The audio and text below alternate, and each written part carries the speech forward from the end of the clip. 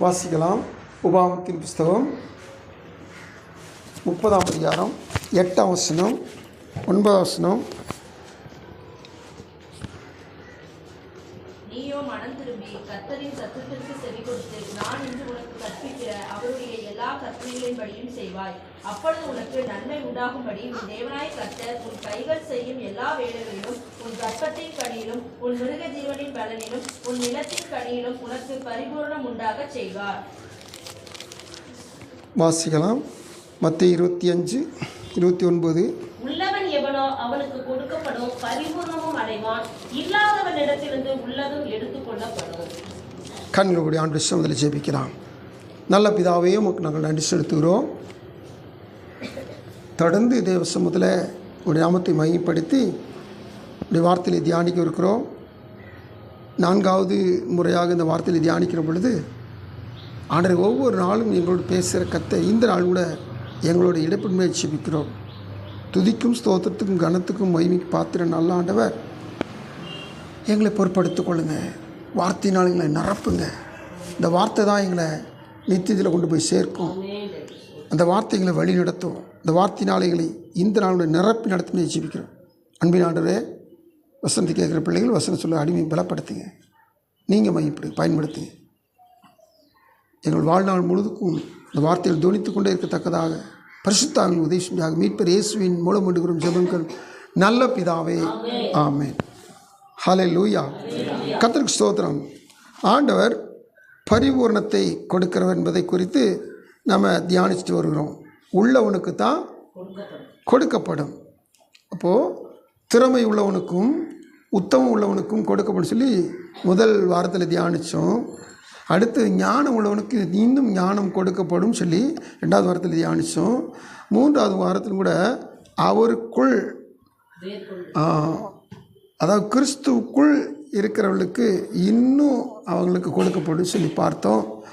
இந்த நாள் கூட தேவனுடைய சமூகத்தில் ஆண்டவர் இந்த உபாகமத்தின் புஸ்தகம் 30ஆம் அதிகாரத்தில் நம்மளோட பேசுகிற காரியம், இந்த பூமிக்கு ஒரு பெரிய சம்பூர்ணத்தை கற்று சொல்கிறார்.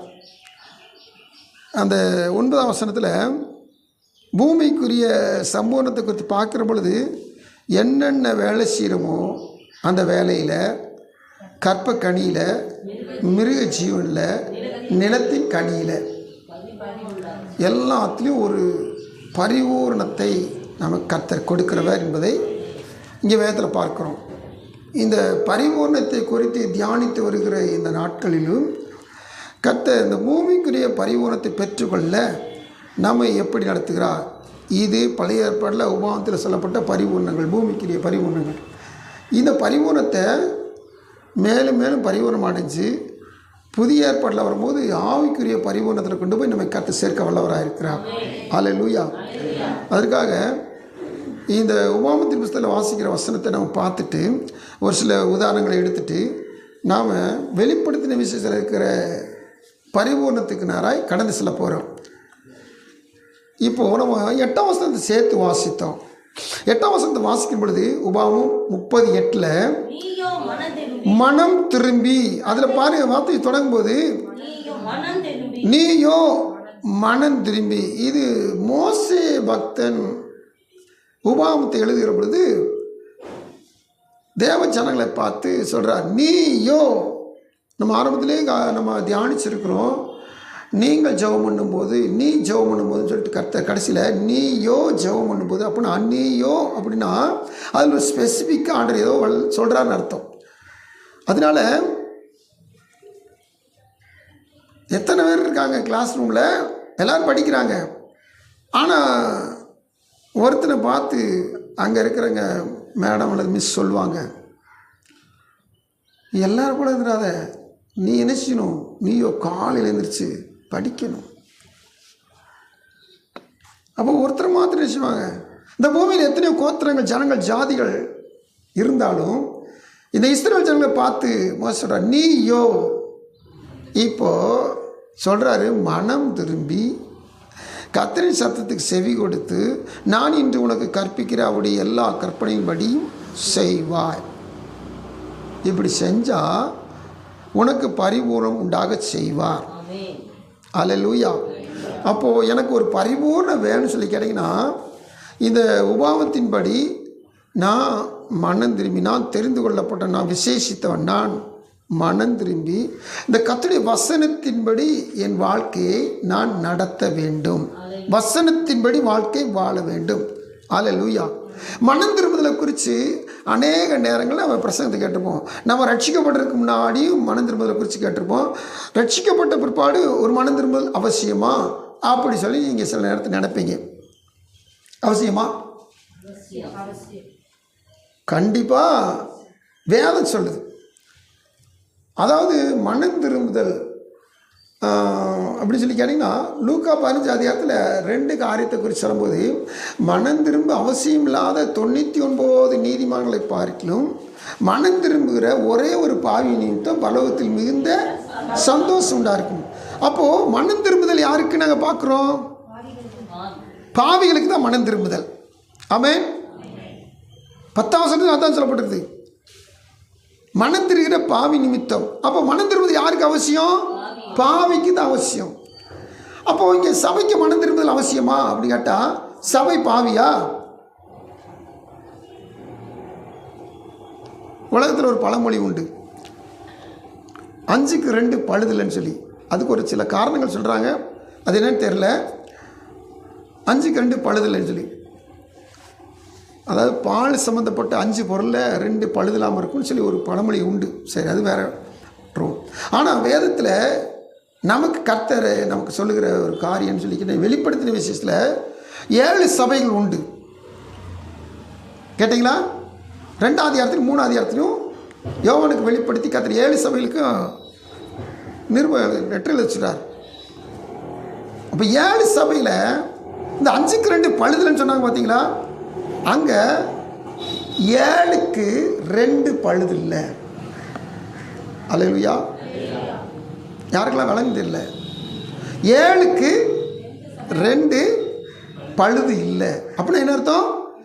7 சபையில் 2 சபையில் மட்டும் கர்த்தர் குற்றத்தை சொல்லாமல் பரிபூரணத்தை மட்டும் சொல்லுவார். நீ இப்படி இருக்க, ரைட், உனக்கு இது கொடுப்பேன், ரைட் அப்படின்னு சொல்லுவார். 2வது சபையும் 6வது சபையும்.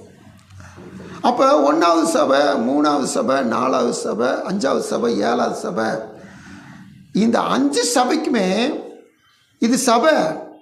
மனம் திரும்பினவங்க, ரட்சிக்கப்பட்டவங்க, ஞானஸ்நானம் எடுத்தவங்க, பரிசுத்த பந்தியில் பங்கு பெறவங்க, இவங்க தான் சபை.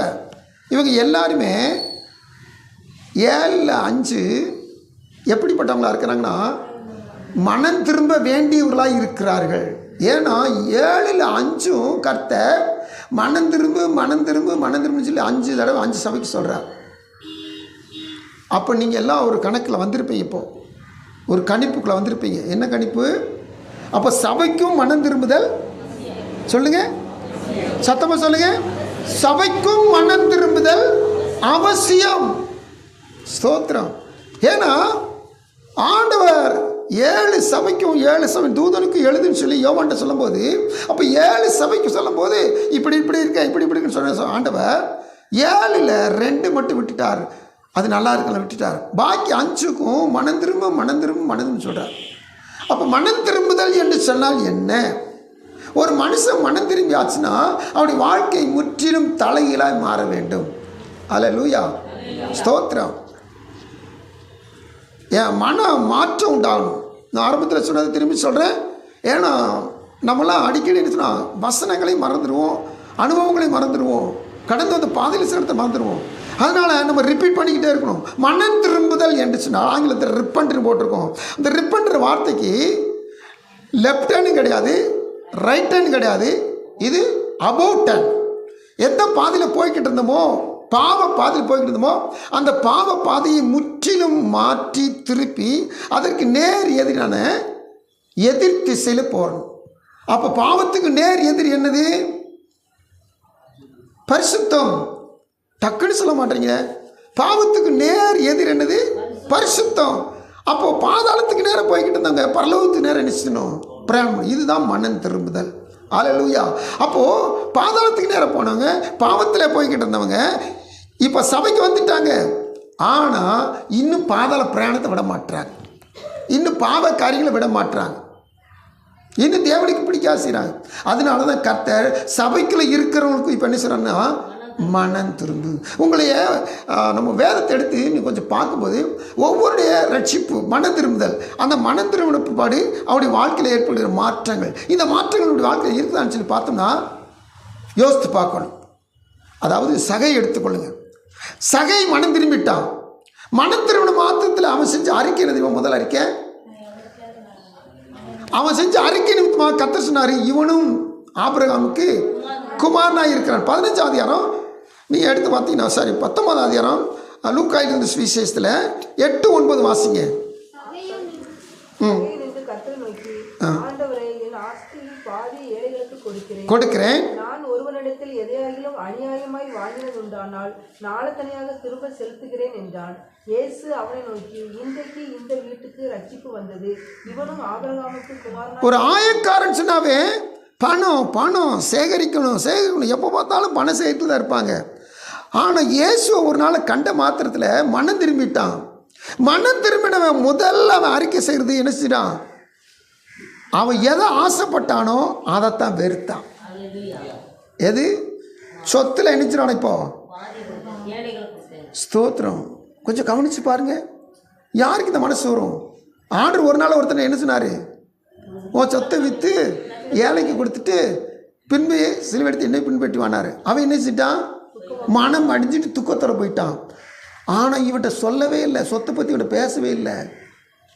உன் வீட்டில் தங்கன்னு தான் சொன்னார். இதுக்கு என்ன செஞ்சிட்டான்? அவன்கிட்ட ஒரு 50 கோடி ரூபா இருக்குன்னு வச்சுங்க, இப்போ 25 கோடி ரூபா என்ன செய்ய போகிறான்? ஏழைக்கு கொடுக்க போகிறான்.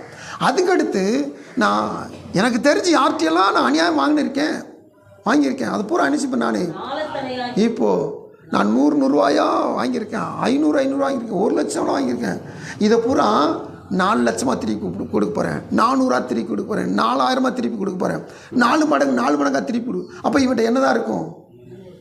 எம்டி ஆயிரும். எது இருந்தாலும் எது இல்லாட்டாலும் ஏசி எனக்கு போதும். இதுதாங்க மனம் திரும்புதல். அல்லேலூயா. அதுக்காக உங்களை எல்லாத்தையும் விட்டுட்டு இயேசு பின்பற்றி நான் அந்த இயேசு சொன்ன மாதிரி சொல்லலை. இங்கே பாருங்கள், இயேசு மட்டும் போதும். இந்த இயேசு இருந்தார்னா எல்லாவற்றால் நிரப்புற சரீரமான சபைக்கு தலைவராயிருக்கிற கர்த்தர் நம்மை பரிபூர்ணப்படுத்த வல்லவராயிருக்கிறார். அல்லேலூயா. இந்த தேவன், நம்முடைய தேவன் நம்மை பரிபூர்ணப்படுத்தும்படியாகவே நம்ம அழைத்திருக்கிறார். நாம மனம் திரும்பணும். அப்போ சகையுடைய மனம் திரும்புதல் என்ன இருக்குன்னீங்கன்னா, தேவ சமூகத்தில் பழசை விட்டுட்டான், பழசு வேணான்னு சொல்லிட்டான். எது கர்த்தருக்கு பிடிக்காத ஐஸ்வர்யமோ அந்த ஐஸ்வர்யத்தை வெறுத்துட்டான். இதுதாங்க மனம் திரும்புதல். ஹல்லேலூயா. அடுத்து தேவ சமூகத்தில் இதை குறித்து வேதம் சொல்கிறது. அதாவது எரேமியா 4ஆம் அதிகாரத்தில் 1ஆம் வசனப்படி வாழ்க்கை இருக்குது. என்ன சொல்லி கேட்டிங்கன்னா, இஸ்ரவேலே, நீ திரும்புறதுக்கு மனதாக இருந்தால் என்னிடத்தில் திரும்பு. ஸ்தோத்திரம். இந்த என்னிடத்தில்னா என்ன அர்த்தம்? இந்த உலகத்தில் அநேக மனம் திரும்புகிறாங்க. மனம் திரும்பிட்டாங்கன்னா அவங்க திருமண பிற்பாடு இந்த ஏஸ் நேரம் ஃபாலோ பண்ணணும். அதுதான் முக்கியம்.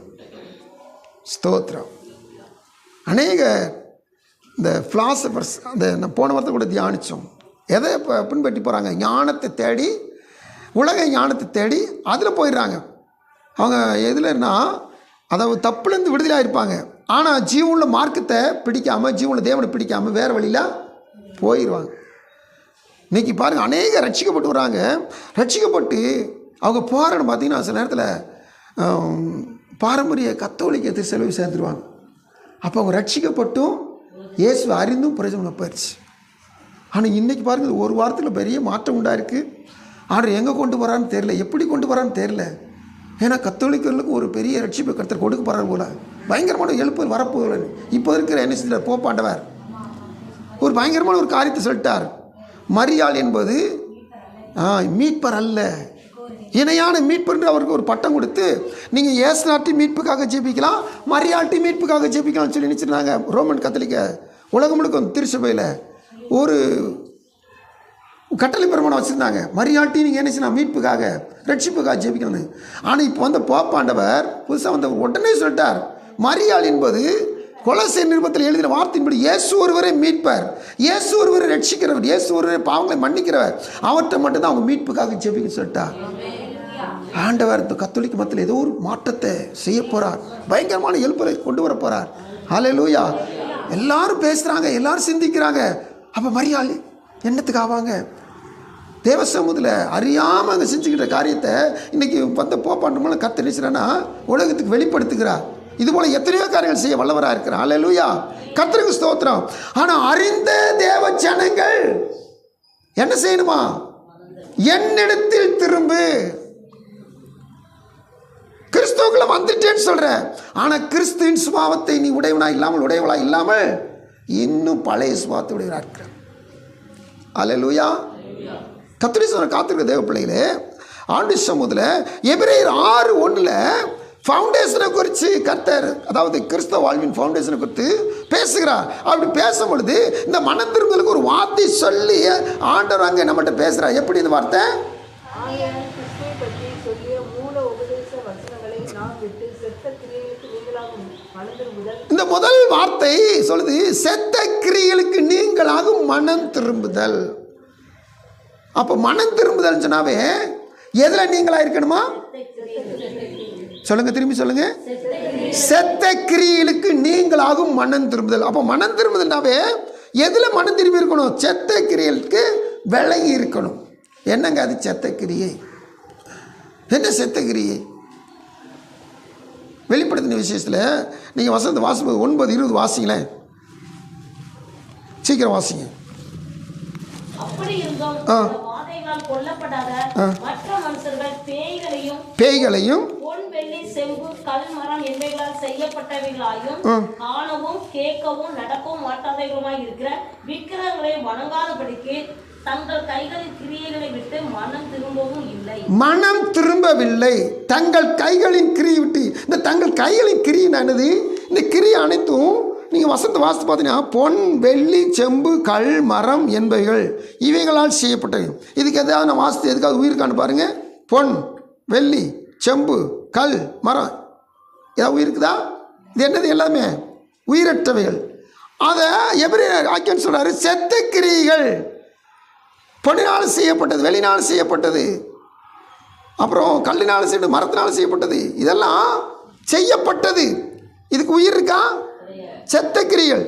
இவைகளுக்கு நீங்களாகிறது, அதாவது சொல்கிறாங்க காணவும் கேட்கவும் நடக்க மாட்டாதமா இருக்கிற விக்கிரகங்களை வணங்காதபடிக்கு தங்கள் கைகளின் கிரியைகளை விட்டு மனம் திரும்பவில்லை.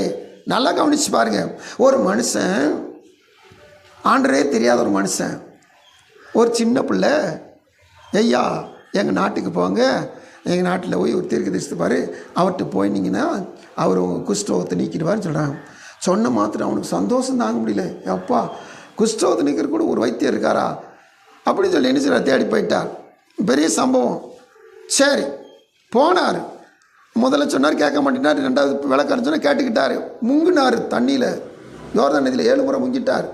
பயங்கரமான சூப்பரான சரீரம் அவருக்கு ஆண்டு கொடுத்துட்டார்.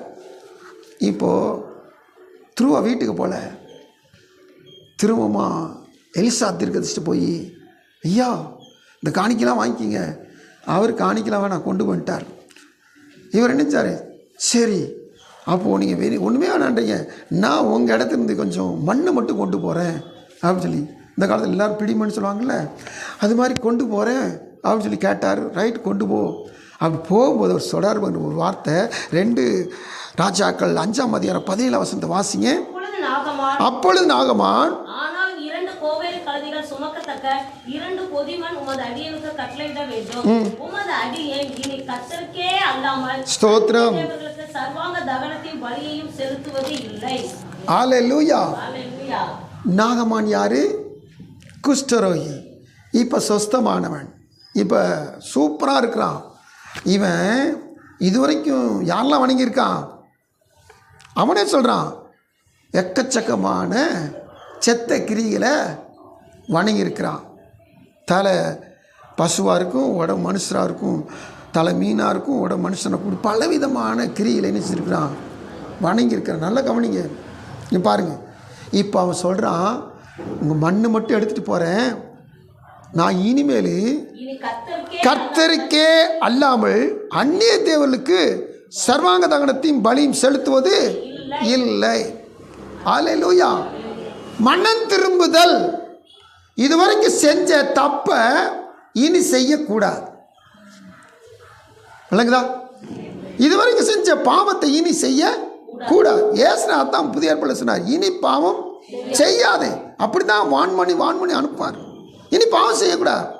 ஆனால் சபைக்குள்ள இருந்துக்கிட்டு இன்னும் முதல்ல செஞ்சதையும் திரும்பி செய்கிறதும் ரெண்டும் பழைய பாவம் ஒன்றா இருந்தால் கர்த்தர் புதிய ஏற்பாட்டில் அநேக முறை எச்சரித்துக்கிட்டே வர்றார். நம்ம வாசிக்க போகிறோம், தியானிக்க போகிறோம். கர்த்தரை சொல்ல காத்திருக்க தேவ பிள்ளைகளே, ரொம்ப கவனமாக இருங்க. சபைக்குள்ளே இருக்கிறோம். சபையே என்னன்னு தெரியாத நாகமான் இப்போ சபைக்குள்ளே வந்துட்டார். இவர் பழைய நினைச்சிட்டாரு, இனிமேல் நான் அதை செய்யவே மாட்டேன் உறுதி எடுத்தார். இதுதாங்க மனம் திரும்புதல். அடுத்து ஒரு மன்னிப்பையும் கேட்குறார். என்ன மன்னிப்பு? இவன் அந்நியனாக இருக்கனால, ஒரு இடத்துல வேலை பார்க்கனால சில நேரத்தில் சில இடத்துல தப்பு செய்ய வேண்டி வரும். என்ன தப்பு? 19 வருஷத்தில் ஒரு காரியத்தையே மன்னிப்பாராக. அவங்க ராஜா ரிமோன் கோயிலுக்குள்ள பிரவேசிக்கும் போது இவன் என்ன செய்வானா, இந்த ராஜாட்ட நான் தளபதியாக இருக்கனால அவன் பணியும் போது அவன் கூட சேர்ந்து நானும் அவனுக்கு சப்போர்ட்டாக பணிய வேண்டியது இருக்கும். இந்த ஒரு காரியத்தை மாத்திரம் ஸ்தோத்திரம். அதற்கு அவன் சமாதானத்துடைய போய் என்றான். அல்லேலூயா. ஓகே, உனக்கு மனப்பூர்வம் நீ பணியில ரைட்டு. ஏன்னா ரட்சிக்கப்பட்ட குடும்பத்தில் அநேக பிள்ளைகள் இன்றைக்கி ரட்சிக்கப்படாத கல்யாணம் முடிச்சு நினைச்சிட்டாங்கன்னா அங்கே வா இங்கே வான்னு கூட்டு போகிறாங்க. கூட்டு போகிற இடத்துல கையெடுத்து கும்பிடுனா கையெடுத்து கும்பிடு, ஆனால் உள்ளத்தை என்ன செய்யாத, சரண்டர் பண்ணிடாத. அநேக இடங்களில் இன்னைக்கு வரைக்கும் நடந்துக்கிட்டு இருக்கு. ரட்சிக்கப்பட்ட பிள்ளைகள் மாப்பிள்ளை கிடைக்கல, பொண்ணு கிடைக்கல, அதனால அந்நியர்களை கல்யாணம் முடிச்சிட்டாங்க, பெரிய வேதனைக்குள்ளாகிறாங்க. அவங்களுக்கெல்லாம் அந்த வசனம் சொல்லுது, உன் உள்ளத்தில் இருக்கிற இயேசுவை யார் எடுத்து போடவே முடியாது. தேவசுமர் காத்துக்கு தேவ பிள்ளைகள் மனம் திரும்புதல். இந்த மனம் திரும்பியாச்சுன்னா அதில் ஒரு உறுதி வேணும். ஸ்தோத்திரம். அடுத்தபடியாக வேதத்தில் ஒவ்வொரு காரியங்களும் நம்ம வாசிக்க போகிறோம். இப்போ எடுத்துக்கோங்க, வெளிப்படுத்தின விசேஷம் எடுத்துக்கொள்ளுங்க. அநேக காரியங்களை கத்த நமக்கு சொல்லிக் கொடுக்குறவா இருக்கார். 2ஆம் அதிகாரம் 5ஆம் வசனத்தை வாசிங்க. நீ இன்ன நிலைமையிலிருந்து விழுந்தா என்பதை நினைச்சு மனம் திரும்பி செய்வாயாக. நல்லா கவனிச்சு பாருங்க. இது 2வது சபை, இது முதல் சபை. 7 சபையில் இது முதல் சபை. முதல் சபையே கத்த குற்றம் சொல்லுகிறார். நீ மனம் திரும்பி என்ன செய்யணுமா, ஆதியில் செய்த கிரிகளை செய்வா. அப்போ அன்பை ஆரம்பத்தில் இருந்த அன்பை விட்டுட்டதுனால இப்போ அங்கே அன்பு போச்சு. ஆதியில் இருந்த கிரிகளை விட்டதுனால கிரியை போச்சு. அதனால நீ என்ன செய்யணும், மனம் திரும்பு. இல்லாத பட்சத்தில் நான் என்ன செய்வேன்னா சீக்கிரமாக உன்னத்தில் வந்து பட்சத்தில் தேவசந்திர காத்திருக்க தேவ பிள்ளைகள இந்த வார்த்தை நமக்கு சொல்லுகிறது. நாம் சபைக்குள்ள இருக்கிறோம், நம்ம நினைக்கிறோம் பரலோகம் போயிடுவோம் அப்படின்னு சொல்லி. ஆனால் மனம் திரும்பாமல் ஒருத்தர் பரலோகம் போகவே முடியாது. மனம் திரும்பினா தான் பரலோகம் போய் சேர முடியும். பரலோகத்தில் வந்து சேரனா நிச்சயமாக மனம் திரும்ப நிலச்சி நிற்கணும். இல்லாட்டா ஆண்டவர் என்ன செய்வாராம், விளக்கு தண்டிடத்திலிருந்து என்ன செஞ்சிருவேன், நீக்கி விடுவேன். அப்போ விளக்குன்னு என்ன, விளக்குன்னு என்ன சொல்லுங்க அப்போ, சபை. இங்கே பாருங்க, மேலே 20ஆவது வசனம் வாசித்து பாருங்க.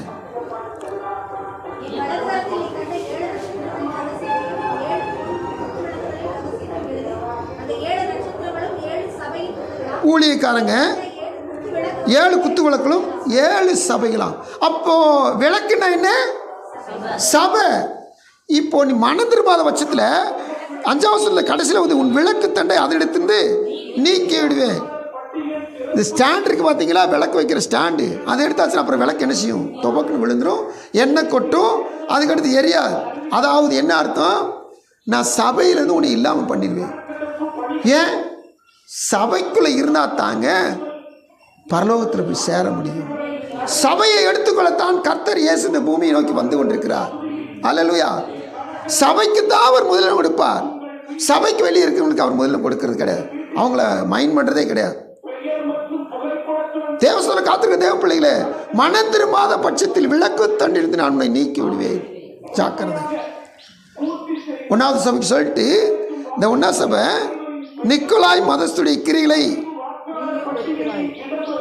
இந்த சமூகத்தில் தேவசபைக்கு தேவ பிள்ளைகள் நீயும் வெறுக்கிறாய். அதனால உனக்கு ஒரு பரிபூர்ணத்துக்கு நான் உன்னை நடத்த போகிறேன். இப்போ 7ஆம் வசனத்தில் ஒரு பரிபூர்ணத்தை சொல்கிற ஆண்டவர், மத்தியில் இருக்கிற ஜீவரிசத்தின் கனியை புசிக்க கொடுப்பேன் என்று எழுது. கர்த்தருக்கு ஸ்தோத்திரம். அப்போது பரிபூரணத்திலேயே ஒரு அஸ்திவாரத்தின் அடையாளங்கள். இப்போ ஜீவ விருட்சத்தின் கனியை நமக்கு கர்த்தர் புசிக்க கொடுத்து, ஜீவத்தின் கனியை ஒரு நாள் என்ன செய்தார்? கர்த்தர் தடை செஞ்சார், சாப்பிடாதுன்னு. ஏன்னா திரும்பி ரொம்ப நாள் உயிரோடு இருந்துக்கூடாது, தடை பண்ணிட்டார். இப்போ ஜீவத்தின் கனியை புசிக்க கொடுப்பாருன்னா என்ன அர்த்தம்? இவன் நீடித்த நாட்கள் வாழ்ந்திருக்க, ஜீவித்திருக்க, சுகித்திருக்க திரும்பமாய் கர்த்தர் கொடுக்கிறார். இதான் பரிபூரணம். அல்லேலூயா. சரி, 2வது சபை ரிமார்க் இல்லாத சபை சொன்னேன், சிமிர்னா சபை. அதுக்கு அடுத்து பெர்கமு சபை. இந்த பெர்கமு சபை குறித்து நான் வாசிக்கிற பொழுது இந்த சபையில் இருக்க காரியம் கொஞ்சம் வாசிப்போம். 16ஆம் வசனம்.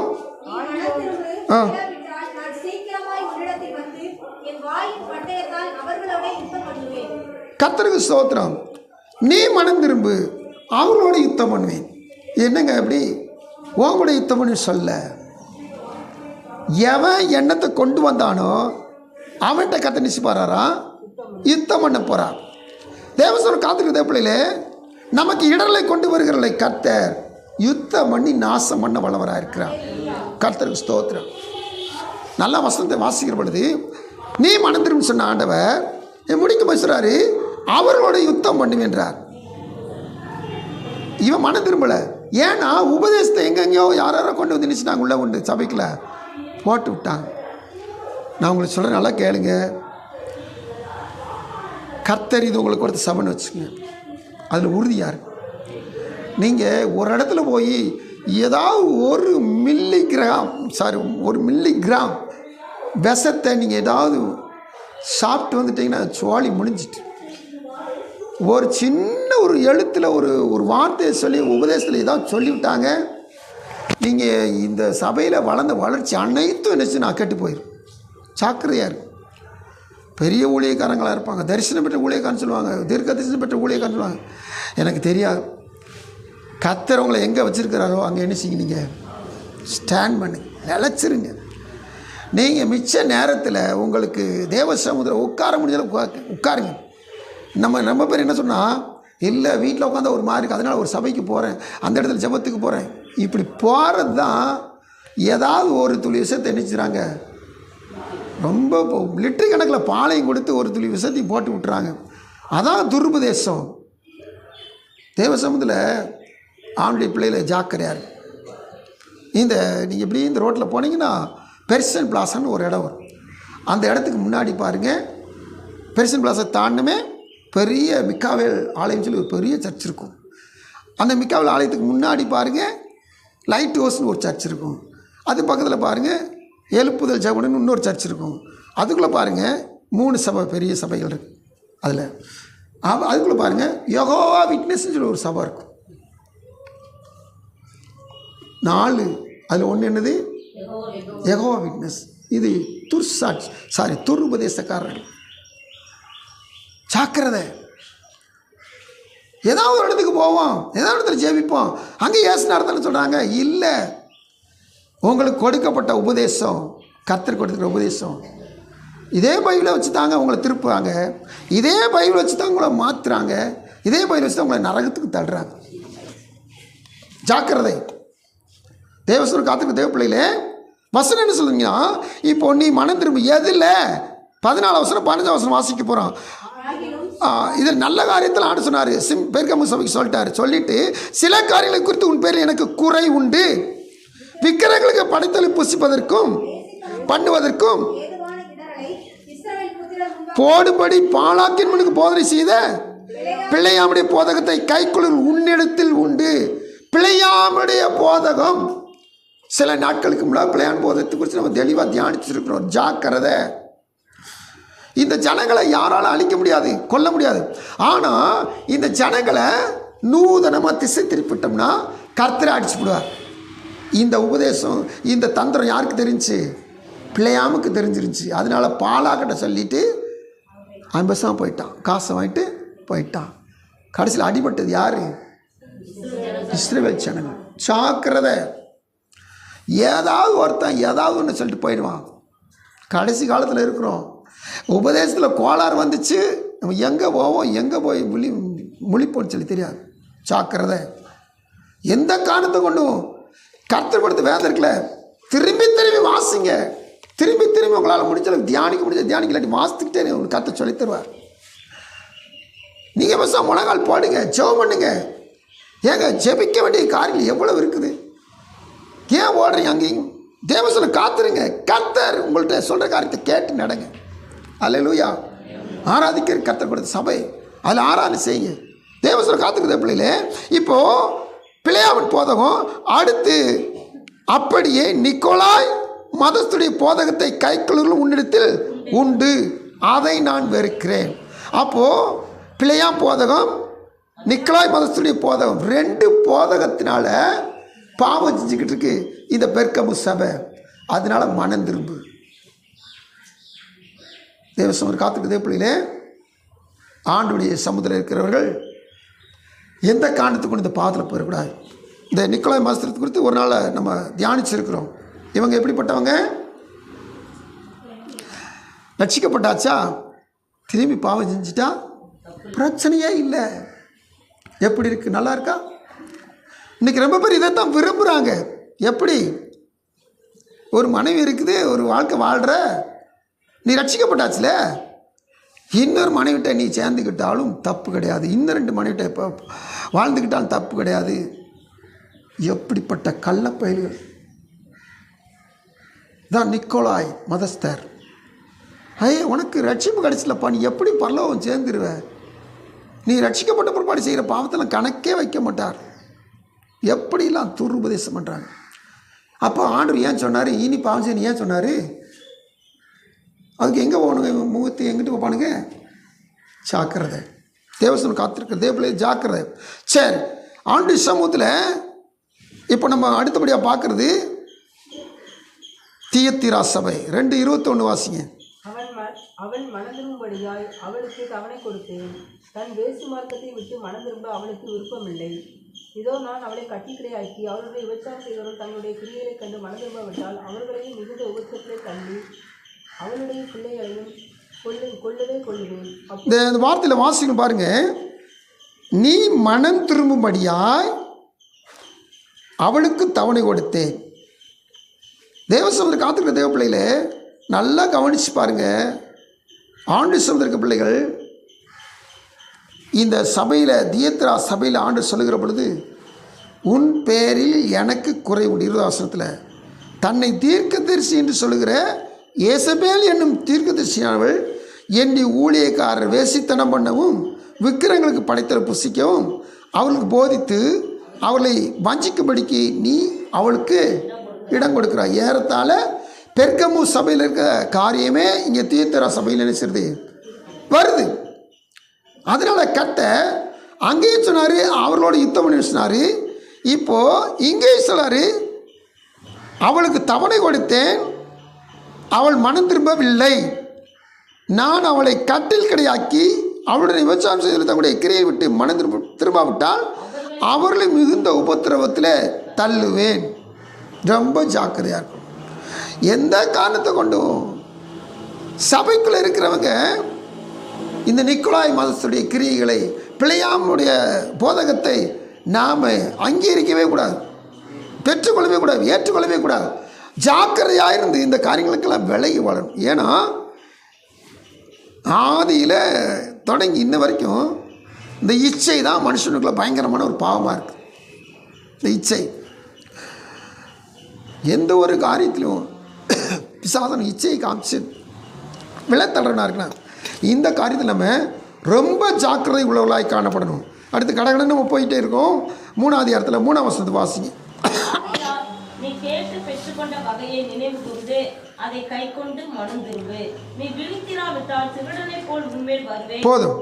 ஆண்டுடைய சொல்ற வார்த்தையை வாசிக்கிறோம். நீ கேட்டு பெற்றுக்கொண்ட வகையை நினைவு கூர்ந்து அதை கை கொண்டு மனம் திரும்பு. நல்ல சபை தாங்க தேவ சமூகத்தில் இந்த சரதை சபை.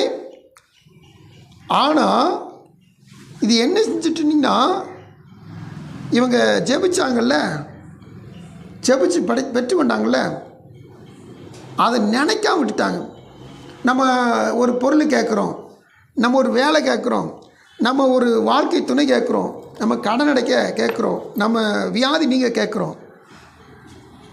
ஜபா இப்படி கேட்கும்போது நம்ம என்னென்ன செஞ்சு கேட்போம் சொல்லுங்கள். இந்த வசனத்தை நல்லா வாசித்து பார்த்தீங்கன்னா உங்களுக்கு நல்லா தெரியும். கேட்டு பெற்றுக்கொண்ட வகை நினைவுறுது. ஊழியக்காரசினாங்க உபவாசம் போட்டு கேட்குறோம். அடுத்து பொருத்தனை பண்ணி கேட்குறோம். அடுத்து தேவ சமூகத்தில் விழித்திருந்து காத்திருந்து தேவ சமூகத்தில் முழங்கால் படியிட்டு அப்படியா கண்ணீர் வடித்து அழுது கூக்குரலிட்டு சத்தமிட்டு இப்படி ஒவ்வொரு வகையும் நம்ம சொல்லி சொல்லி சொல்லி பார்க்குறோம். இத்தனை வகையில் நம்ம என்ன செய்யணும், கேட்டு பெற்றுக்கொண்டோம். இப்போ பெற்றுக்கொண்டோம் அப்படி தான் போட்டிருக்கு. பெற்றுக்கொண்டதை நீ நினச்சி பார்த்து நினச்சி. அப்போது நீ பெற்றுக்கொள்கிற போது பெற்றுக்கொள்கிற வரைக்கும் உபவாசம் போட்டையில், அதை நீ பெற்றுக்கொண்ட பிறகு உபவாசம் போடுறியா? பொருத்தனை பண்ணினில, பொருத்தனை பண்ணி பிற்பாடு பெற்றுக்கொண்டையில், பெற்றுக்கொண்ட பிற்பாடு திரும்ப பொருத்தனை நிறைவேற்றுறியா? நமக்கு முன்னாடி ஜீவம் கூட சொல்லி கொடுத்தாங்க, ஒரு நாளைக்கு 5 அதிகாரம் வாசிக்கிறேன் அப்படி ஒரு பொருத்தனை பண்ணுங்க, 1 மணி நேரம் ஜெபம் பண்ணுங்க, அப்படி ஒரு பொருத்தனை பண்ணுங்க. அப்போ கர்த்தர் உங்களுக்கு காரியங்களை வாய்க்க போடுவார். சரி, பெற்றுக்கொண்ட பிற்பாடு திரும்பி 5 அதிகாரம் வாசிக்கிறீங்களா? திரும்பி மணிக்கணக்கில் ஜெபிக்கிறீங்களா? ஸ்தோத்திர பலி செலுத்துறீங்களா? பெற்றுக்கொண்ட பிற்பாடு ஏன் இல்லை? அல்லேலூயா. வசனம் சொல்லி பாருங்க, நீ கேட்டு பெற்றுக்கொண்ட வகை நினைவு கூர்ந்து அதை கை கொண்டு மனம் திரும்பு. அதை கை கொள்ளணும், விட்டுட்ட அதை கை கொள்ளணும். தேவ சமூகத்தில் இப்போ நல்லா கவனிச்சு பாருங்க. இளையகுமாரன் மனம் திரும்பினான், உண்மைதானே? இளையகுமாரன் லூக்கா 15ஆம் அதிகாரத்தில் மனம் திரும்பிட்டான். இந்த மனம் திரும்பின இளையகுமாரன் வாழ்க்கையில் ஏற்பட்ட காரியம் என்ன? அவன் நினச்சி பார்த்தான். 15ஆம் அதிகாரத்தை ஏறத்தாழ 7ஆம் வசனத்தை வாசித்து பாருங்க. சாரி 17 போது அவன் என் தகப்பனுடைய கூலிகாரர் எத்தனையோ பேருக்கு பூர்த்தியான சாப்பாடு இருக்கிறது, நானும் பசியினால் சாகிறேன். நான் எழுந்து என் தகப்பனிடத்திற்கு போய் தகப்பனே பரத்துக்கு முன்பாகவும் உமக்கு முன்பாகவும் பாவம் செய்தேன். இப்போ நல்லா கவனிச்சு பாருங்க, அவன் நினைக்கிற காரியத்தை மட்டும் இப்போ நம்ம பார்க்க போகிறோம். என்ன காரியம் நினைச்சானா, புத்தி தெளிந்த போது, இப்போ அது வரைக்கும் அவன் புத்தி கலங்கிருச்சு, இப்போ தெளிந்த போது இப்போ நினச்சி பார்க்குறான், என் தகப்புடைய கூலிக்காரர் எத்தனையோ பேருக்கு பூர்த்தியான சாப்பாடு இருக்கிறது, நானும் பசினால். அப்போ இவனுக்கு புத்தி தெளிஞ்ச மாத்திரத்தில் என்ன நினைப்புறது, நான் இங்கே சாப்பாடு இல்லாமல் செத்துக்கிட்டு இருக்கேன். ஆனால் எங்கள் அப்பா வீட்டில் எங்கள் வேலைக்காரங்க, அப்பாவுடைய வேலைக்காரங்க எல்லாருமே என்ன செய்றாங்கன்னா பூர்ணமாக சாப்பிட்டாங்க. வேலைக்காரங்க பூர்ணமாக சாப்பிட்டு கீழே போடுறாங்க. ஆனால் சுதந்திரவாளி நான் இன்னைக்கு எப்படி இருக்கிறேன், பசி நான் செத்துக்கிட்டு இருக்கிறேன். இப்போது மனம் திரும்பிட்டான். மனம் திரும்பினவன் அப்பாட்ட வர்றான். அப்பாட்ட வந்து 21 வருஷம் சொல்கிறான், தகப்பனே பரத்துக்கு விரோதமாகவும் உமக்கு உண்டாகும் பாவம் செய்தேன், இனிமேல் உம்முடைய குமாரன் என்று சொல்லப்படுவதற்கு நான் பாத்திரன் அல்ல என்று சொன்னான். தீர்மானம் பண்ணது எதுவோ அது அவங்க அப்பாட்ட அப்படியே சொல்லிட்டான். இனி உங்கள் பிள்ளைன்னு சொல்கிறது கூட எனக்கு லாய்க்கில்லப்பா, எனக்கு தகுதியே கிடையாது அப்படி சொல்லிட்டு தாப்பட சொன்னான். நல்லா கவனிச்சு பாருங்கள். நினச்சி பார்த்து சபை, என்ன சபை, சரதை சபையில் நீ பெற்றுக்கொண்டதை நினைத்து பார்த்து மனம் திரும்பு.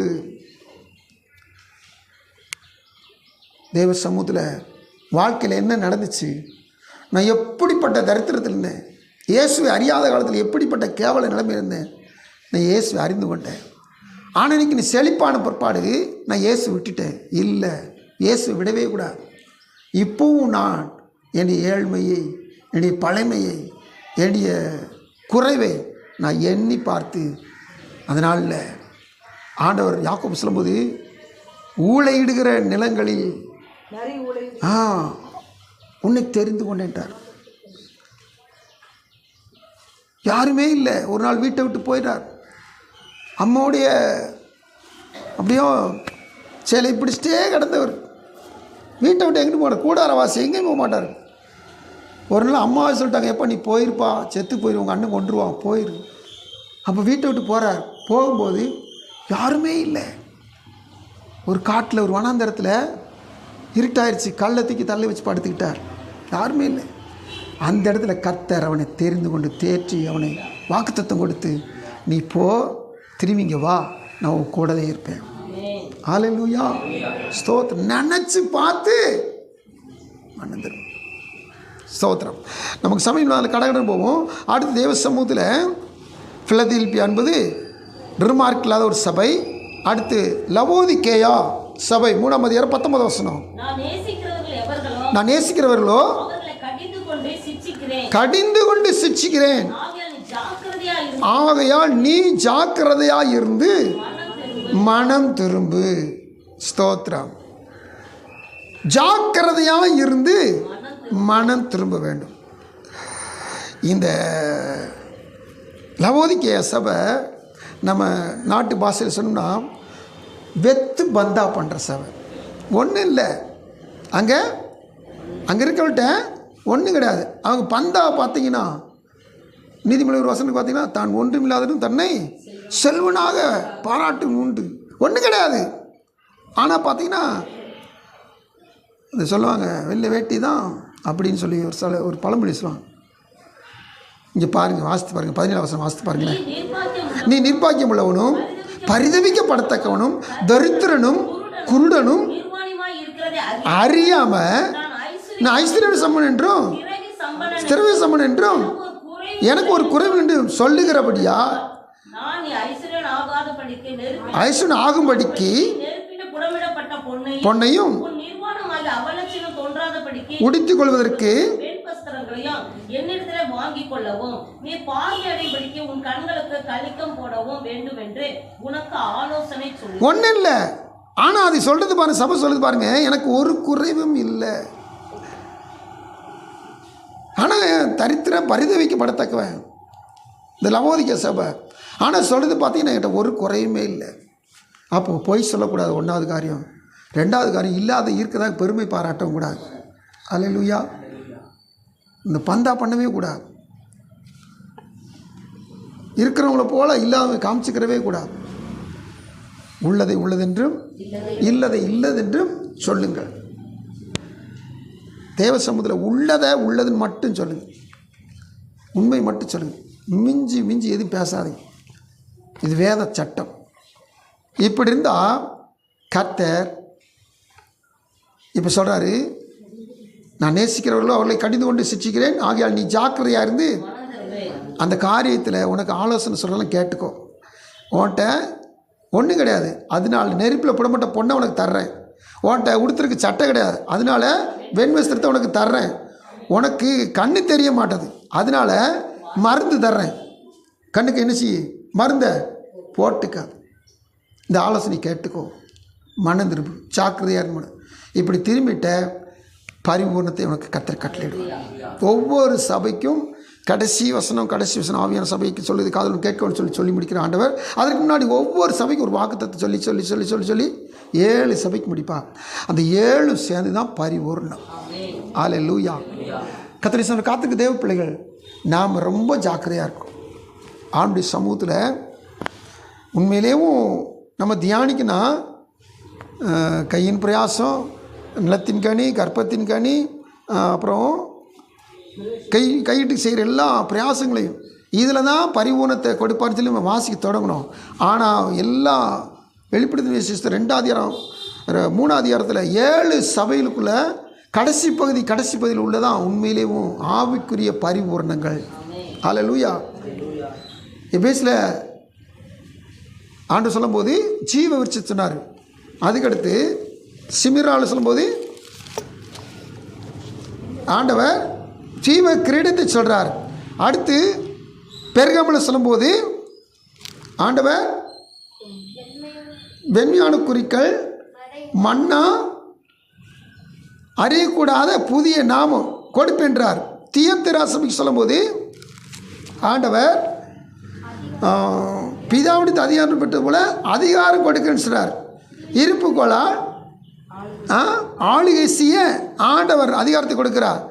சர்தை சபைக்கு சொல்லும்போது கர்த்தர் ஜீவ புஸ்தகத்தை அவனுடைய நாமத்தை கிரிக்கப்படாமல் அறிக்கை இடுவேன்னு சொல்கிறார். அவனுடைய நாமத்தை கர்த்தரே நம்முடைய நாமத்தை அறிக்கைன்றார். பிலதெல்பியா நல்ல சபைக்கு சொல்லும்போது சொல்கிறார் ஆண்டவர் தூணாக்குவேன்னு சொல்கிறார். அடுத்து லவோதிக்கேயர் சொல்லும்போது இந்த கடைசி சபையில் முக்கியமான ஒரு காரியம் சொல்கிறார். பிதாவுடைய சிங்காசனத்தில் அவரோடு நான் உட்கார்ந்து போல ஜெயம் கொள்கிறவன் அவனும் என்னுடைய சிங்காசனத்தில் என்னோட கூட உட்காரும்படி அருள் செய்யும். இதுவும் நாம் பரிபூர்ணங்கள். ஆமென். இதுக்கு நம்ம செய்ய வேண்டிய ஒரு காரியம், சபைக்குள்ளே வெளியே இருக்கும்போது மனம் திரும்பிட்டோம், சபைக்கு உள்ளே இருக்க நாமும் மனம் திரும்ப ஜாக்கிரதையாக இருந்து காணப்படணும். அல்லேலூயா. எத்தனை பேர் செவி கொடுக்குறோம்? கண்களை முடி செபிக்கலாமா? அன்பின் ஆண்டவரே நமக்கு நன்றி செலுத்துகிறோம்ப்பா. பரிபூர்ண ஆசீர்வாதங்களை எங்களுக்கு கொடுக்க நல்ல தெய்வம். இந்த நாள் வரை அன்பு வைத்து ஆதரித்த எங்கள் நல்ல தெய்வம். உபாகமம் 30:8-9 ஆண்டவரை மனம் திரும்பி வசனத்தை கை கொண்டு இந்த பூமியின் பரிபூர்ணங்களை பெற்றுக்கொள்ளாய் எங்களுக்கு சொல்ல துவங்கின ஆண்டவர் வெளிப்படுத்தின விசேஷத்தில் எங்களுக்கு சபையில் மனம் திரும்பினவர்களுக்கு இந்த பரிபூர்ணத்தை எல்லாம் நீங்கள் சொல்லியிருக்கீங்க. அதனால் நாங்கள் எப்படியாவது என் இயேசு ஜெயங்கொண்டு என் பிதாவின் சிங்காசனம் உட்கார்ந்து போல அவரோடு எனக்கும் அவருடைய சிங்காசனம் உட்கார அழிசேவன் வாக்க முடியும்.